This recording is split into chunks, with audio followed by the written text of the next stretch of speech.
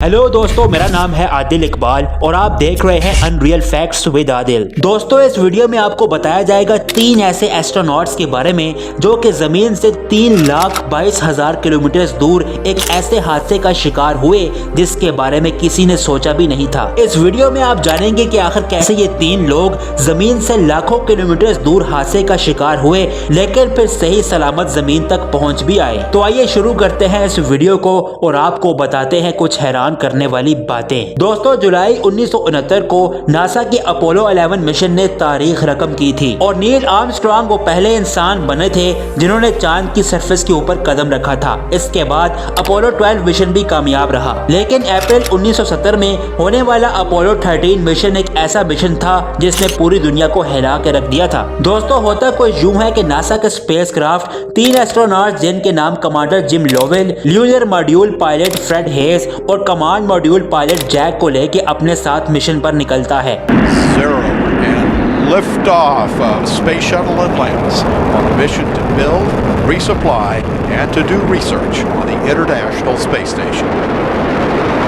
Houston now controlling. Atlantis begins its penultimate journey to shore up the International Space Station. इनको जमीन से रवाना हुए 55 घंटे हो चुके थे और ये स्पेसक्राफ्ट जमीन से 3,22,000 किलोमीटर दूर था। यानी कि स्पेसक्राफ्ट को इतना फासला तय करने में तकरीबन 3 दिन लग चुके थे। सब कुछ प्लान के मुताबिक चल रहा था, लेकिन फिर अचानक कुछ ऐसा हुआ जिसने खलबली पैदा कर दी। दोस्तों, जैसे ही मॉड्यूल पायलट फ्रेड हेज ने ऑक्सीजन लेवल चेक करने के लिए बटन दबाया तो एक बहुत बड़ा ब्लास्ट हो गया। ये धमाका इतना ज्यादा था कि कमांड मॉड्यूल में बैठे बाकी एस्ट्रोनॉट्स ने भी इस धमाके को भरपूर महसूस किया। तीनों एस्ट्रोनॉट्स समझ चुके थे कि स्पेसक्राफ्ट में कोई बहुत बड़ी प्रॉब्लम हो गई है। दोस्तों, आगे बढ़ने से पहले आपको इस स्पेसक्राफ्ट के बारे में कुछ बेसिक चीजें बता देते हैं। इस स्पेसक्राफ्ट के 3 हिस्से थे। पहले हिस्से को कमांड मॉड्यूल कहा जाता है जिसके अंदर एस्ट्रोनॉट्स ज्यादा से ज्यादा वक्त गुजारते हैं, जबकि दूसरे हिस्से को ल्यूनर मॉड्यूल कहा जाता है और इसका काम चांद की सरफेस पर उतरना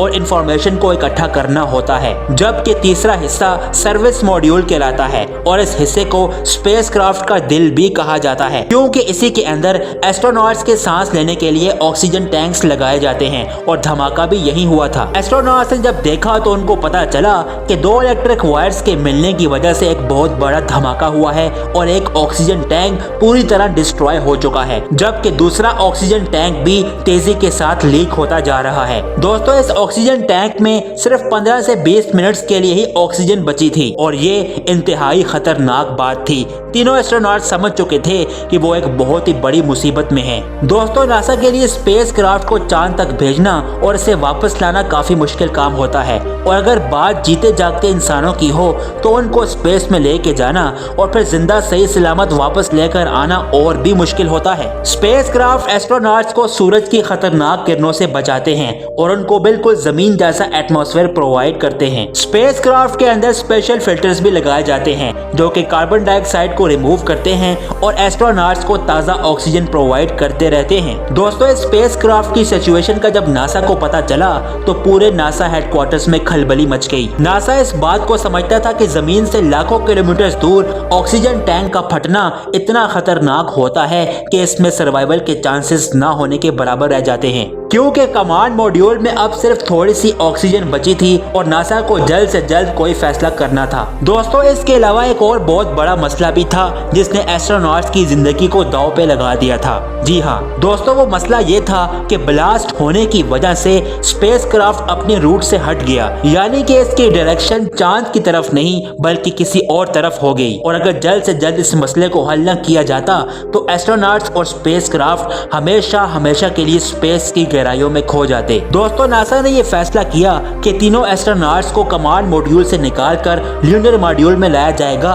और फिर चांद की ग्रेविटी को इस्तेमाल करके स्पेसक्राफ्ट को जमीन की तरफ तेजी के साथ पुश किया जाएगा और इस काम के अंदर मदद ली जाएगी कमांड मॉड्यूल से नहीं बल्कि ल्यूनर मॉड्यूल से। और यही एक बहुत बड़ी परेशानी थी क्योंकि ल्यूनर मॉड्यूल सिर्फ चांद की सरफेस पर लैंड करने के लिए बनाया गया है और ये काम उससे पहली मर्तबा लिया जा रहा था। एस्ट्रोनॉट्स थे वही किया जो उनसे करने को कहा गया। तीनों एस्ट्रोनॉट्स कमांड मॉड्यूल से निकलकर ल्यूनर मॉड्यूल में आ गए और 35 सेकंड्स के लिए अपने स्पेसक्राफ्ट के इंजन को बंद कर दिया। दोस्तों, ये तरकीब काम कर गई और स्पेसक्राफ्ट की डायरेक्शन जमीन की तरफ हो गई। इसके बाद बिना वक्त ज़ाया किए चांद की ग्रेविटी को इस्तेमाल करके स्पेसक्राफ्ट को 32,000 किलोमीटर पर आवर की रफ्तार के साथ जमीन की तरफ धकेला गया। दोस्तों, ये सब काम करने से पहले नासा ने यह भी देखा था कि ल्यूनर मॉड्यूल में आखिर कितनी ऑक्सीजन बची है। एस्ट्रोनॉट्स की खुशकिस्मती थी कि ल्यूनर मॉड्यूल में 3 दिन तक के लिए ऑक्सीजन मौजूद थी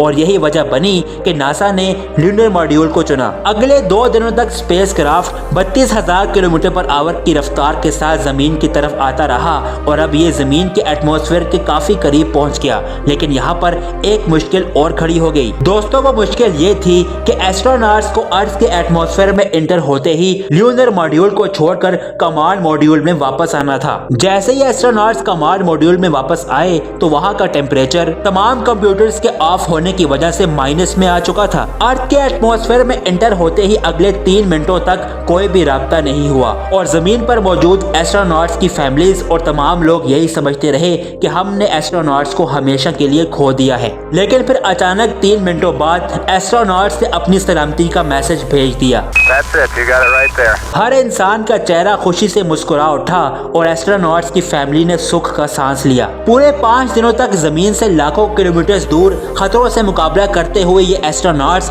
बिला आखिर जमीन तक पहुंच आए और पैसिफिक ओशन के ऊपर अपने पैराशूट्स को खोल लिया, जहां से इन्हें रेस्क्यू कर लिया गया। दोस्तों, अपोलो 13 का ये मिशन एस्ट्रोनॉट्स की सर्वाइवल स्टोरी की वजह से हमेशा याद रखा जाएगा। दोस्तों, मैं उम्मीद करता हूँ कि आपको ये वीडियो पसंद आई होगी। अगर आपको वीडियो पसंद आई हो तो लाइक जरूर कीजिएगा। ये थी हमारी वीडियो। मिलेंगे एक अलग और नई वीडियो के साथ। अपना बहुत सारा ख्याल रखिएगा।